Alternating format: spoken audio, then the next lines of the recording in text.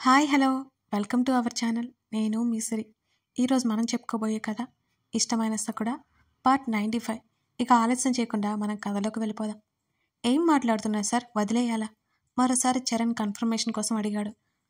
వదిలే, గగన్ చెప్పేశాడు ఏదో ఆలోచిస్తూ. అదేంటి సార్, అలా వదిలేస్తే ఉదయ్ గురించి మనకు తెలియదు కదా? అయోమయంగా అడిగాడు. తన సందేహాన్ని బయటపెట్టాడు చరణ్. వదిలేస్తేనే తెలుస్తుంది. వీడిని వాచ్ చేస్తుండాలి, అంతేకాదు మరో మ్యాటర్ ఉందిలే, వదిలే అన్నాడు. బావా, నేను కిందకెళ్తున్నా, ఈలోపు ఫ్రెష్ అవ్వు. ధరణి కేక అతని చెవిని చేరినా ఏవో ఆలోచనలతో ఉన్న అతని మెదడుని చేరలేదు. యజమాని ఆజ్ఞ పాటించాడు చరణ్. శివకుమార్ని వదిలేశాడు. కట్లతో నడవలేని పరిస్థితుల్లో ఉన్నాడు శివకుమార్. తీసుకొచ్చి ఇంటి దగ్గర డ్రాప్ చేసి వెళ్ళిపోయారు చరణ్ వాళ్ళు. రాజేంద్ర, రజనీ, దీక్ష అందరూ హాల్లోనే ఉన్నారు. ఎవరో ఇద్దరు వ్యక్తులు శివకుమార్ని తెచ్చి పడవేసి వెళ్లారు. ఆ దృశ్యం చూసి ఉలిక్కిపాటుగా లేచి నిల్చున్నారు ముగ్గురు. మామయ్య! ముందు తేరుకున్న దీక్ష పరుగున వచ్చింది. రక్తసిక్తమైన ఉన్న దేహంతో ఉన్న శివకుమార్ కనీసం గాయాలకు కట్లు కూడా కట్టినట్టు లేదు. శరీరం అంతా వాపు వచ్చి ముఖమంతా ఉబ్బిపోయి చీము నెత్రులతో మగ్గి మాధవుని శాపం తర్వాత అశ్వత్థామలాగా దగ్గరికి వెళ్ళడానికి ముట్టుకోవడానికి ఆలోచించే అంత భయంకరంగా ఉన్నాడు శివకుమార్. వాళ్ళని చూస్తేనే పక్కకు ఒదిగిపోయాడు. రజని పరుగున వచ్చి తన అన్నయ్య పరిస్థితి చూసి బెంబేలెత్తిపోయింది.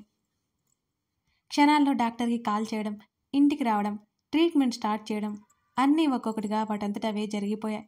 అమృత వెళ్ళిన దగ్గర నుంచి గదిలో నుంచి కనీసం బయటికి రాని కమల్ ఆ రోజు బయటకు వచ్చాడు. ఏదో హడావుడి వినిపిస్తుంటే అతను తల తిప్పి చూశాడు. తండ్రి గది ముందు కంగారుపడి ఏడుస్తున్న అత్త, డాక్టర్తో ఏదో మాట్లాడుతున్న మామయ్య, ఆ పక్కనే మౌనంగా ఉన్న దీక్ష అందరూ కనబడుతుంటే ఏమైందా అని దూరం నుంచి అటువైపు చూశాడు. ఏమైందో స్పష్టమైంది. తండ్రిని చూడగానే చంపేయాలి అనేంత ఆవేశం వచ్చింది. కానీ తండ్రి కాబట్టి అతనికి చేతులు రాలేదు. వాళ్ళందరూ ఎంత బాధపడుతున్నా తండ్రి గురించి కించిత్ బాధ కూడా లేకుండా హాల్లో కూర్చున్నాడు కమల్. అలా కళ్ళు మూసుకొని వెనక్కి వాలగా అమృత మౌనం గుర్తుకొచ్చింది. ఆ మౌనం అతన్ని వేధించసాగింది. అతని మదిలో రేగిన బోల్డన్ని ఆలోచనలు గుంపులు గుంపులుగా అతని మీద దాడి చేశాయి. అప్పుడు ఓ విషయం స్పష్టమైంది. శివకుమార్ కొడుకు కాబట్టి అమృత తనకి దూరంగా ఉందా? తన తండ్రి వల్ల నష్టపోయినందుకు తనతో ఇంటికి రావాలనుకోలేదా? ఆలోచనలు రాగానే ఉలిక్కిపడ్డట్టుగా కూర్చున్నాడు కమల్. అతడు వెంటనే లేచి ఫోన్ కోసం వెతుక్కున్నాడు. కానీ గదిలో ఉండిపోయింది అతని ఫోను. కమల్ రావడం చూసి దీక్ష పరుగున వచ్చింది. కమల్ గదిలోకి వెళ్తుండటం చూసి అతని వెనకే వెళ్ళింది దీక్ష. అతను ఫోన్ కోసం ఎక్కడెక్కడో వెతుకుతున్నాడు. కానీ అది కనిపించనే లేదు. బావా, కిందకొచ్చావేంటి? ఏమైనా కావాలా? ఏం వెతుకుతున్నావు? దీక్షకు అతని నుంచి సమాధానం రాలేదు. ఆమె వచ్చినట్టు తెలిసినా అతను అక్కడ మనిషి లేనట్టే ప్రవర్తించడం, మాట అటు ఉంచితే మర్చిపోయాడు. ఆమె కోపం వస్తోంది కమల్ మీద. కింద తన తండ్రి అలా ఉన్నా సరే పట్టించుకోకుండా వచ్చేయడం ఏంటి? ఆమెకి ఆశ్చర్యంగానే ఉంది కమల్ ప్రవర్తన. కమల్ ఆమెకు చిన్నప్పటి నుంచి తెలుసు. ఎవరికైనా ఏదైనా ఇబ్బంది వస్తే ముందుంటాడు. చాలా సెన్సిటివ్ నేచర్ అని కూడా తెలుసు. అలాంటిది కన్న తండ్రిని కదలలేని స్థితిలో ఉన్న పట్టించుకొని కమల్ ప్రవర్తన ఆమె విస్తుపోయింది. బావా! చాలా కోపంగా కమల్ చేయి పట్టుకుని లాగింది దీక్ష. అసలే అమృత గురించి ఆలోచనలో హడావుడిగా ఉన్న అతనికి దీక్ష పని విపరీతమైన కోపాన్ని తెప్పించింది. అతనికే తెలియకుండా లాగిపెట్టి ఆమె చెంప మీద బలంగా కొట్టేశాడు. ఆ పరిణామానికి ఆమె హతాశురాలైంది. చెంప మీద చేయి పెట్టుకుని కళ్ళు వెడల్పు చేసి చూడసాగింది. చెప్తుంటే అర్థం కావట్లేదా? ఎందుకు నా వెంట తిరుగుతున్నావు? ఎందుకు నన్ను ఇబ్బంది పెడుతున్నావు? వెళ్ళిక్కడి నుంచి గట్టిగా అరచి మరీ అటువైపుకి తిరిగి మళ్ళీ ఫోన్ వెతుక్కోసాగాడు. ఆమె కళ్ళ వెంట కన్నీటి బొడుకులు టపటప రాలిపోయాయి. చిన్నప్పటి నుంచి ఒక్కసారైనా తన తల్లిదండ్రి చేయి చేసుకోలేదు. ఆమె అభిమానం దెబ్బతింది. నువ్వు మనిషివేనా? గట్టిగా అరిచింది. వెనక్కి తిరిగి అసహనంగా చూశాడు కమల్. అవతల తండ్రి చావు బతుకుల్లో ఉంటే ఏమి పట్టినట్టుంటావా? నీ వెంట పడుతున్నాను అనే కదా నీకు లోకవైపోయాను నేను.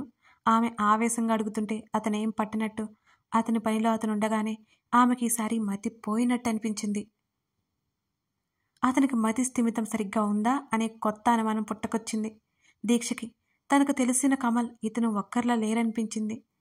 అతన్ని పొందాలి అనే పంతం అతను కొట్టిన చెంపదెబ్బకు దీక్షలో ఎక్కువైపోయింది. మారు మాట్లాడకుండా వెళ్ళిపోయింది అక్కడి నుంచి దీక్ష.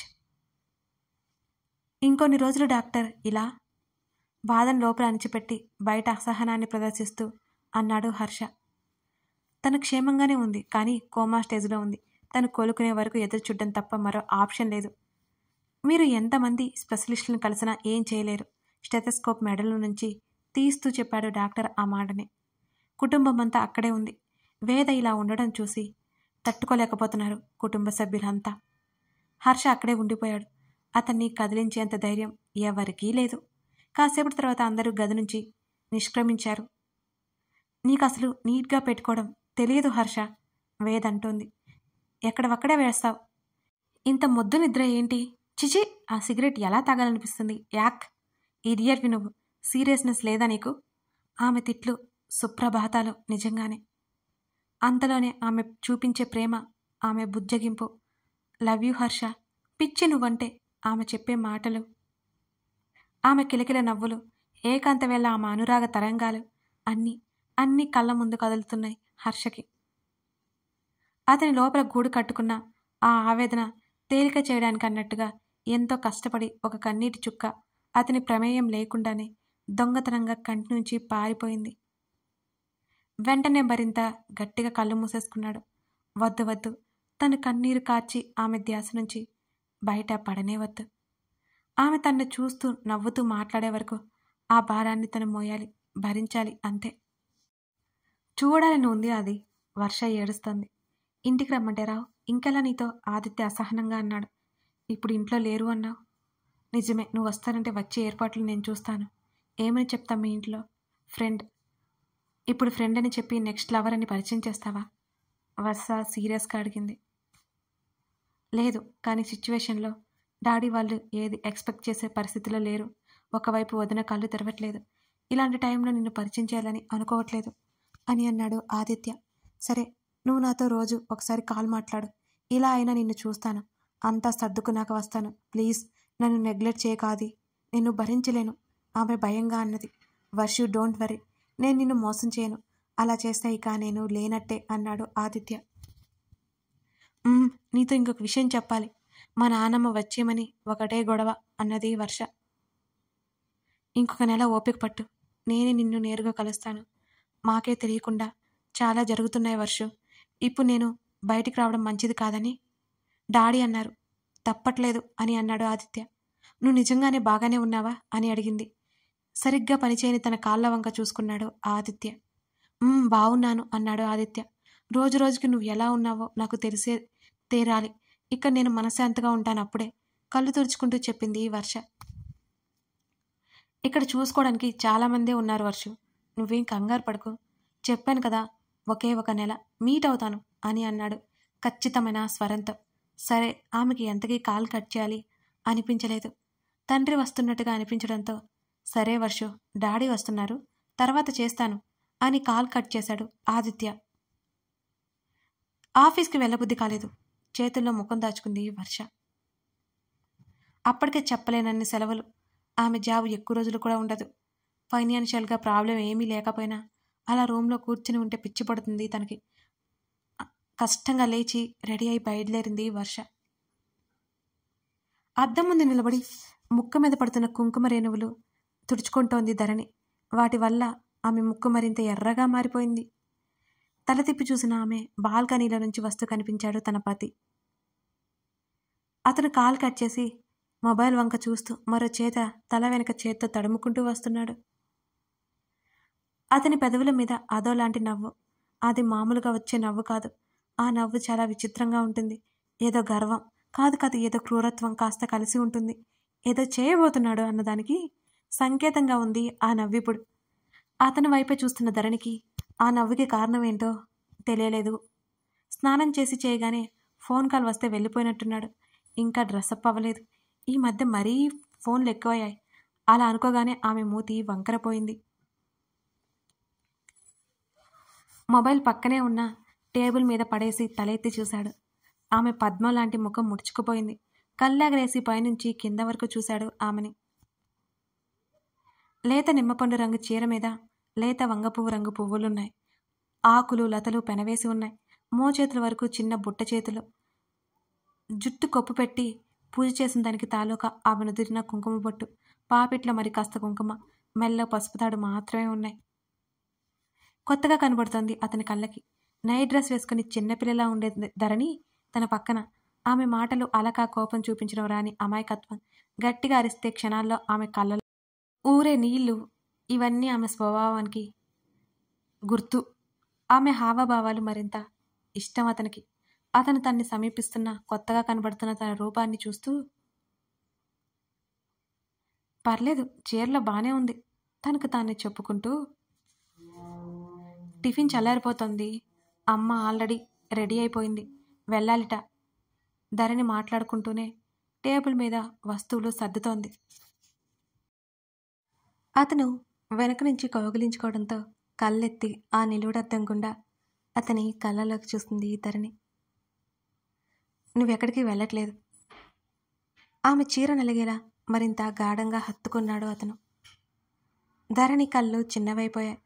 అయోమయంగా చూసి అంతలోనే విషయం అర్థమైపోయి తను వెళ్ళట్లేదని చెప్పాలని నోటి వరకు వచ్చి ఆగిపోయింది. చిన్నగా నవ్వుకొని, వెళ్తాను అమ్మ, నేను ఏదో ఫంక్షన్ అట, నిన్నే నాతో చెప్పింది తీసుకెళ్తానని అన్నది కావాలని అతన్ని ఉడికించడానికి. ఈ రూమ్లో నుంచి బయటకు అడుగుపెట్టి చూస్తా అతడి స్వరం నెమ్మదిగా తీక్షణంగా వచ్చింది. నువ్వు వదిలితే కదా మరి అంటుండగా ఆమె మెడవంపులో ముఖం దాచేసుకున్నాడు అతను. బాగా గ్యాప్ వచ్చేసింది అనుకుంటా. ఆ మాటకి అతన్ని చూస్తున్న ఆమె కనులు కలవరపడ్డాయి. మాట్లాడట్లేదిక. ఆమె శరీరం పరిమళం వివసని చేస్తోంది అతన్ని. అతని చేతులు ఆమె నడుం మీదుగా చుట్టూ మరింతగా బీసుకోవడంతో సహజంగా వచ్చే ఉలికిపాటు ఆమెలో చేరింది.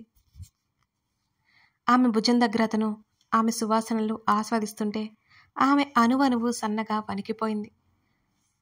తన తనువులో అతని స్పర్శ చేరని చోటంటూ ఉందా?